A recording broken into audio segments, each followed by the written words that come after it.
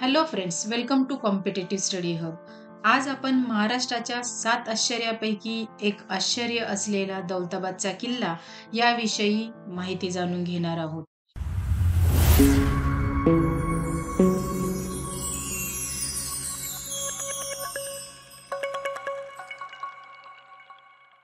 मध्ययुगीन कालखंडातील एक अभेद्य किल्ला म्हणून ओळखल्या जाणाऱ्या दौलताबादच्या किल्ल्यावर यादवांपासून निजामशाहीपर्यंत अनेक राजसत्तांनी राज्य केले.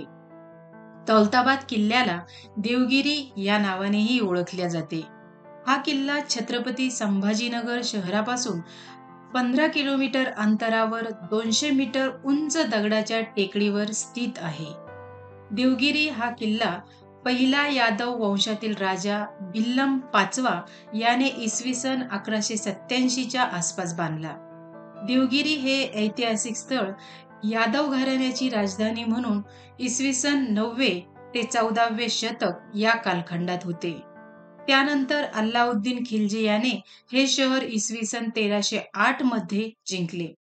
तसेच इसवी सन 1327 मध्ये दिल्लीचा सुलतान मोहम्मद बिन तुघलकने देवगिरीचे नाव बदलून दौलताबाद असे ठेवले आणि दिल्ली सल्तनतीची राजधानी दिल्लीहून हलवून देवगिरीला बनवली. परंतु त्याने इसवी सन 1334 मध्ये पुन्हा आपला निर्णय बदलून देवगिरीवरून दिल्लीला आपली राजधानी हलवली. इसवी सन 1499 मध्ये दौलताबाद अहमदनगरच्या निजामशाहीची दुय्यम राजधानी बनली. इसवी सन 1347 मध्ये दक्षिणेत बहामनी घराण्याची स्थापना झाली. त्यांचीही काही काळ राजधानी देवगिरी ही होती. देवगिरी किल्ल्याला 28 नोव्हेंबर 1951 रोजी राष्ट्रीय स्मारक म्हणून घोषित करण्यात आले. तसेच जून 2013 मध्ये महाराष्ट्रातील अद्वितीय आणि देखण्या 7 आश्चर्यापैकी एक आश्चर्य म्हणून घोषित करण्यात आले. या किल्ल्याची रचना अभेद्य आणि अत्यंत भव्य अशी आहे. त्याभोवती खंदक आणि मजबूत बुरुज आहेत. या किल्ल्याचा डोंगर जवळपास 600 फूट उंचीचा असून 50 फूट रुंदीचा खंदक आहे. किल्ल्याची रचना आणि संरक्षणाची व्यवस्था यामुळे तो अभेद्य होता. या किल्ल्याचे प्रवेशद्वार खूप मोठे व भव्य असून त्यावर सुंदर असे शिल्पकाम व नक्षीकाम केलेले आहे. प्रवेशद्वाराच्या उजव्या बाजूस चांद मिनार असून त्याची उंची 64 मीटर व रुंदी 21 मीटर आहे. 4 मजले असलेला हा मिनार भव्य आकार आणि सुंदर कोरीव कामासाठी प्रसिद्ध आहे. इसवी सन 1435 मध्ये अल्लाउद्दीन बहामनी यांनी तो बांधला. इस्लामी वास्तुकलेचे उत्तम उदाहरण येथे दिसून येते. किल्ल्यामध्ये भवानी देवीचे मंदिर असून ते हेमाडपंथी शैलीमध्ये बांधले आहे. या मंदिरात अनेक भक्तजन दर्शनासाठी येतात. या मंदिरासमोरच विस्तीर्ण असा हत्ती हौद आहे, जो 150 फूट लांब व 100 फूट रुंद 25 फूट खोल आहे. या किल्ल्याच्या दगडी बुरुजावर मेंढ्याच्या तोंडाच्या आकाराची मेंढातोफ देखील आहे.